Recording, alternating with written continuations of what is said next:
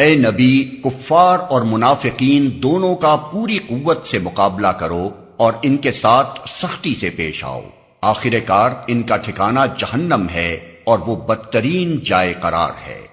یہ لوگ خدا کی قسم کھا کھا کر کہتے ہیں کہ ہم نے وہ بات نہیں کہی، حالانکہ انہوں نے ضرور وہ کافرانہ بات کہی ہے۔ وہ اسلام لانے کے بعد کفر کے مرتکب ہوئے اور انہوں نے وہ کچھ کرنے کا ارادہ کیا جسے کر نہ سکے۔ یہ ان کا سارا غصہ اسی بات پر ہے نا کہ اللہ اور اس کے رسول نے اپنے فضل سے ان کو غنی کر دیا ہے۔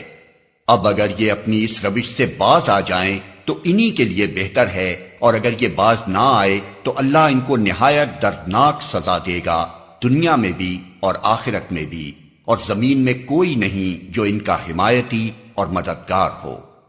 ان میں سے بعض ایسے بھی ہیں جنہوں نے اللہ سے عہد کیا تھا کہ اگر اس نے اپنے فضل سے ہم کو نوازا تو ہم خیرات کریں گے اور صالح بن کر رہیں گے، مگر جب اللہ نے اپنے فضل سے ان کو دولت مند کر دیا تو وہ بخل پر اتر آئے اور اپنے عہد سے ایسے پھرے کہ انہیں اس کی پرواہ تک نہیں ہے۔